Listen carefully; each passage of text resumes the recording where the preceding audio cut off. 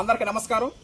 మనం ముందుగా అనుకున్న విధంగానే 10 రోజుల ముందే తిథులు నక్షత్రాల ప్రకారం 10 రోజుల ముందే అమ్మగారి సంవత్సరకం ప్రథమ వర్ధంతి చేయడం జరుగుతూ ఉంది. ఈరోజు 17వ తారీఖు మంగళవారం అయినప్పటికీ కూడా మన్మధరపేట గ్రామంలో విజయవంతంగా ప్రథమ వర్ధంతి కార్యక్రమం పూర్తయిపోయింది. కన్న తల్లి ప్రేమకు మరణం లేదు, హృదయంలో శాశ్వతంగా కొలువై ఉంటుంది, అంటే కడ వరకు. ఈ విధంగా యాదగిరి మీనాక్షి గారు స్వర్గస్థులైనారు. ఎప్పుడు పోయిన సంవత్సరం 2024 సంవత్సరం 6వ నెల 27వ తారీఖున ఆమె సంవత్సరికం 10 రోజుల ముందే తిథుల నక్షత్రాల ప్రకారం చేయడం జరుగుతూ ఉంది. ఈరోజు ఆ కార్యక్రమం పూర్తి చేయడం జరిగింది విజయవంతంగా. Okay, thank you. అందరికీ నమస్కారం. ఈరోజు మా వదిన గారి సంవత్సరికం జరుగుతుంది. మా అబ్బాయి వాళ్ళ కన్న తల్లి గురించి చెప్తున్నాడు గొప్పతనం. నేను ఎక్కడికి పనికి వస్తాను, కూలీలు తీసుకొస్తాను. ఆ గొప్పతనం ఏంటంటే ఇంటికి రాగానే పనిలోకి ఇంటికి రాగానే వదిన ఈ పని చేస్తామంటే ముందు కాదు ఆయన చేతులు కొట్టుకురండి, ముందు అన్నం తినేసి తర్వాత పని చేసుకోండి అంటది ఆమె. కాదు వదిన మేము ముందు పని చేసుకుంటామంటే కాదు, ముందు అన్నం తిని తర్వాత పని చేసుకోమంటది. అదేవిధంగా చేసుకొని వచ్చినమాట మధ్యాహ్నం వచ్చినమాట వెంటనే ఎంతమందికైనా సరే, 4 కానీ 5 కానీ 10 మందికైనా సరే ముందు అన్నం వండి పెట్టేసి ముందు రాండి నాయన కాళ్ళు కొడుకురండి, చేతులు కొడుకురండి, అన్నం తినండి తర్వాత ఇంటికి పోదురు అంటది. అట్లాగే కాదు మేము ఇంటికి పోవాలి, కాదు డబ్బులు ఏంటంటే ఇవ్వు, ముందు అన్నం తినండి తర్వాత డబ్బులు ఎత్తుకుపోండి అని గట్టిగా ముందు పట్టు పెట్టి అన్నం కడుపుండ పెట్టి పంపిస్తుంది. అది ఆమె గొప్పతనం. దేవదాసిన బాబాయ్ రమణ. అందరికీ నమస్కారం. ఈరోజు మా ధర్మపత్ని ఈ విధంగా మేటగిరి మీనాక్షి ఆమె 35 సంవత్సరాలు ఇక్కడ ఉండడం జరిగింది మా వివాహ జీవితంలో. అనుకోకుండా ఆమె కొంతకాలం ఉండాల్సిన ఆమె చాలా పసి వయసులోనే పోవడం జరిగింది. ఎందుకు అసలు చాలామంది అనుకుంటారు ఏంది వీడు అవసరమా అని. అవసరమే. ఎందుకు అవసరం అంటే రాజకీయ నాయకులు చేస్తారు, వాళ్ళు ఎందుకు సమాజ సేవ చేస్తారని. సినిమా యాక్టర్లు చేస్తారు, అది సమాజ సేవగా పరంగా చేస్తారని. ఈవి కూడా అంతే. ఎందుకంటే ఇప్పుడు మా హర్ష ప్రకృతి వ్యవసాయ యువరైతుగా తెలుగు 2 రాష్ట్రాల్లో రోజుకి 20-30 మంది ఫోన్లు చేస్తుంటారు. వాళ్ళందరూ సూచనలు సలహాలు చేస్తుంటారు. ఆయన అగ్రికల్చర్ ఆఫీసర్ కాదు, దానికి గవర్నమెంట్లో జీతాలు లక్షలు రావు. మనకి ప్రతి ఒక్కటి మానవత్వంతో ఉన్న 2 పిల్లలు కన్నతల్లి. అందువల్ల ఈ ఒక్క పాయింట్ కోసమే వీడియో తీస్తున్నాం, ఇంకేం లేదు. ఏంటంటే ఆ విధంగా ఎంతోమందికి వినయ విధేయతలకు సలహాలు చెప్పి ఎంతోమందికి సూచనలు ఇస్తుంటాడు. ఇది ఏంటంటే కమర్షియల్గా అనుకుంటే చేయలేరు. ఆ స్వతంత్రం చేయడం జరుగుతుంది. ఆ అభిమానాలు ఇకపోతే 2వ అబ్బాయి ఆయన మేఘన. ఆ విధంగా ఆయన కూడా పెద్ద చదువులు మాస్టర్ డిగ్రీలు కూడా చదివి సిటీలలో కంపెనీలు చేయాల్సిన పిల్లోడు కూడా సొంత ఊరి కోసం, వాళ్ళ అమ్మ కోరిక కోసం ఇక్కడ మన ఊర్లోని మెడికల్ షాప్ పెట్టడం జరిగింది.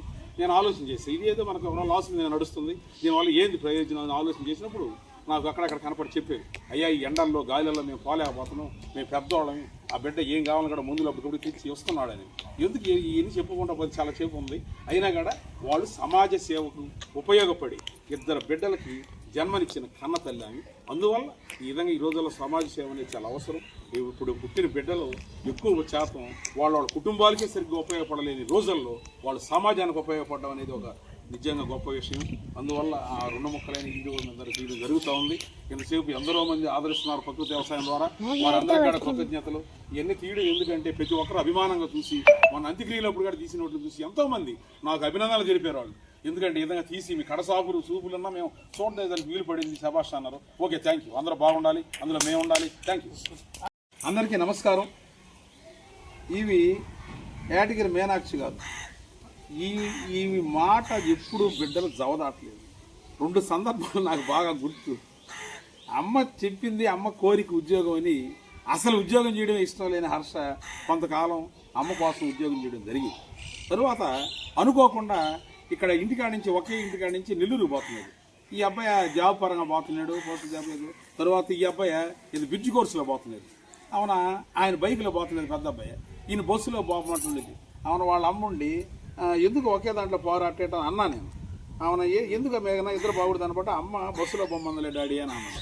అవును, కనీసం ఎందుకు అమ్మ ఇటు బొమ్మంటుండో, ఇద్దరు బైక్లో పోమని కూడా ఆ మేఘన ఎప్పుడు అడగలేదు. ఆమె నేనే అడిగినాను, ఎందుకే ఈ విధంగా ఇద్దరు కలిసి హ్యాపీగా బండిలో పోరంటే, వద్దులయ్యా దిష్టిలో ఎందుకట్ట, ఆ అబ్బాయి బస్సులో పోతాడులే అని అన్నది. ఎందుకు ఇంత ఒత్తి దీని ప్రదాస్తో చెప్తున్నానంటే, కనీసం 5-6 సంవత్సరాల పిల్లకాయలే అది చేయండి అంటే ఇది చేస్తానని రోజుల్లో వీళ్ళు పెద్ద అయినా కూడా వాళ్ళు ఆ విధంగా అమ్మ మాట వినేవాళ్ళు. వాళ్ళు పెళ్ళిళ్ళ సందర్భాల్లో కూడా పెళ్ళిళ్ళు చేసుకున్న అమ్మాయిలు కూడా అమ్మ చెప్పిన వాళ్ళని చేసుకోవడం జరిగింది.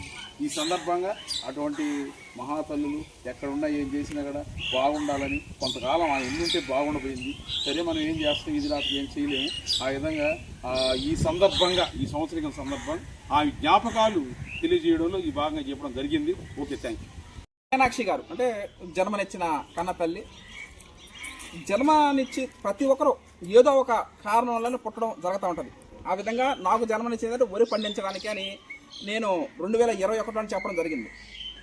ఆమె కన్న తల్లి వరి సాగులో ఒక ఉత్తమ మహిళా రైతు అవార్డు గ్రహీత. నెల్లూరు మొలగొలుకులని ఇప్పుడు మనం తెలంగాణ సోనా ఏ విధంగా అయితే పండించి రాష్ట్రాలు పండిస్తామో ఆ రోజుల్లో ఆమె నెల్లూరు మొలగొలుకులు వేసి ఎద్దల బండుల్లో పంపించేది కుటుంబ సభ్యులకి, బంధువులకి. అట్లాగా వాళ్ళని చూసే నేను నేర్చుకున్నాను. ఆమె కన్న తల్లి ఉత్తమ మహిళా రైతు అవార్డు గ్రహీత. ఆమె భర్త వరి సాగులో ఒక ఆదర్శ రైతు, అంటే వరి సాగులో ఆదర్శ రైతు. కన్న కొడుకు ప్రకృతి వ్యవసాయంలో సివిఆర్ మెథడ్ ఫార్మింగ్లో మనం పంట పండించడం జరుగుతూ ఉంటుంది. అంటే ఎంతమంది జీవితాల్లో వెలుగులు నింపినారు ఆమె. అంటే జనన మరణాలు మన చేతుల్లో ఉండవు. ఎప్పుడు పుడతామో తెలియదు, ఎప్పుడు చనిపోతామో తెలియదు. కానీ బతికిన నాళ్ళు మన చాయిస్ ప్రకారం జీవితంలో ఒకటే గుర్తుపెట్టుకోవాలి. ఎవరైనా సరే ఇష్టమైన పని చేయడం, అది కుదరలేదా చేసే పనే ఇష్టంగా భావించడం. ఈ రెండు కానీ చేయగలిగితే ఏదో ఒకటి, ఈ రెండిట్లో ఏదైనా ఒకటి చేయగలిగితే అది విజయ తథ్యం. అది కష్టమైనా నష్టమైనా. ఆ విధంగా కన్న తల్లిని స్మరించుకొని, అంటే ఆమె కన్న తల్లి ఉత్తమ మహిళా రైతు అవార్డు గ్రహీత వరి సాగులో మన్మధురపేట గ్రామం. ఆమె భర్త వరి సాగులో ఒక ఆదర్శ రైతు పటేల్ నగర్. వాళ్ళ నుంచే వచ్చినటువంటి ఈ గొప్ప కుటుంబంలో వరి సాగు చేసే కుటుంబంలో పుట్టడం ఇది నా పూర్వజన్మకు సుకృతంగా భావిస్తూ అసలు నాకు జన్మనిచ్చింది కూడా వరి పండించడానికి 10 మందికి మంచి ఆహారం అందించాలనే సుసంకల్పంతో నాకు జన్మనిచ్చిందని నేను ఎప్పుడు స్మరించుకుంటూ ఉంటాను. అందరికీ ప్రత్యేక తెలియజేస్తాను ఈరోజు ఆమె ప్రథమ వర్ధన సందర్భంగా.